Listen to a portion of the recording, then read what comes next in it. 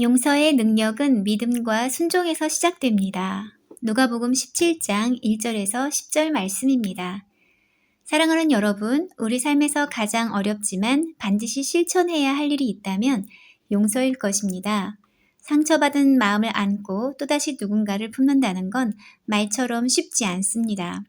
오늘 본문에서 예수님은 제자들에게 7번이라도 회개하면 용서하라고 말씀하십니다. 여러분, 누가복음 16장을 보시면 예수님은 부자와 나사로의 비유를 통해 자기중심적인 삶이 결국 얼마나 영적으로 위태로운지를 경고하십니다. 회개 없는 교만, 이웃을 돌아보지 않는 마음, 그리고 하나님보다 돈을 섬기는 삶, 이것이 결국 영적 파멸로 이끕니다. 그 흐름 속에서 17장은 우리에게 이렇게 묻습니다. 그렇다면 하나님 나라의 사람으로 우리는 어떻게 살아야 할까?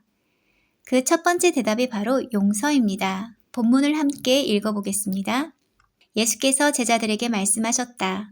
걸려 넘어지게 하는 일들이 생기지 않을 수는 없지만 그러한 일들을 일으키는 사람은 화가 있다. 이 작은 사람들 가운데 하나를 걸려 넘어지게 하는 것보다 차라리 자기 목에 큰 맷돌을 매달고 바다에 빠지는 것이 나을 것이다.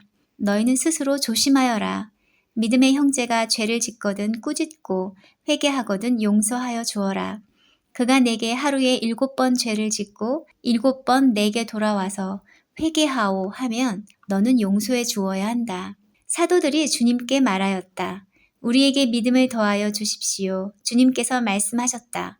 너희에게 겨자씨 한 알만한 믿음이라도 있으면 이 뽕나무더러 뽑혀서 바다에 심기어라 하면 그대로 될 것이다. 너희 가운데서 누구에게 밭을 갈거나 양을 치는 종이 있다고 하자. 그 종이 들에서 돌아올 때 어서 와서 식탁에 앉아라 하고 그에게 말할 사람이 어디에 있겠느냐? 오히려 그에게 말하기를 너는 내가 먹을 것을 준비하여라. 내가 먹고 마시는 동안에 너는 허리를 동이고 시중을 들어라. 그런 다음에야 먹고 마셔라 하지 않겠느냐? 그 종이 명령한 대로 하였다고 해서 주인이 그에게 고마워하겠느냐? 이와 같이 너희도 명령을 받은 대로 다 하고 나서 우리는 쓸모없는 종입니다. 우리는 마땅히 해야 할 일을 하였을 뿐입니다. 하여라. 예수님의 명령에 사도들이 보인 반응이 인상적입니다. 주여, 우리에게 믿음을 더하소서. 왜일까요? 하루에 7번씩 자신에게 죄를 짓는 사람을 계속 용서하는 것은 인간적인 한계를 초월하는 일입니다. 제자들도 그것을 느꼈던 것입니다. 예수님은 그들에게 겨자씨만한 믿음이라도 있으면 충분하다고 말씀하십니다. 중요한 건 믿음의 크기가 아니라 믿음의 대상과 방향입니다. 즉 너희가 하나님을 믿고 하나님의 명령에 순종하면 그 작은 믿음이 놀라운 능력으로 자라난다고 말씀하신 것입니다. 용서는 믿음을 필요로 합니다. 내가 잘나서 용서하는 것이 아닙니다. 하나님이 용서하라 하셨기에 나는 그 말씀을 믿고 순종하겠습니다. 이 고백이 진짜 용서를 가능하게 합니다. 예수님은 이어서 종의 비유를 말씀하십니다. 밭을 갈고 돌아온 종이 주인에게 칭찬을 바라는 것이 아니라 당연히 해야 할 일을 한 것처럼 순종하는 모습, 이것이 바로 참된 제자의 자세입니다. 용서도 마찬가지입니다. 우리는 종처럼 주인이 명령하신 대로 용서해야 합니다.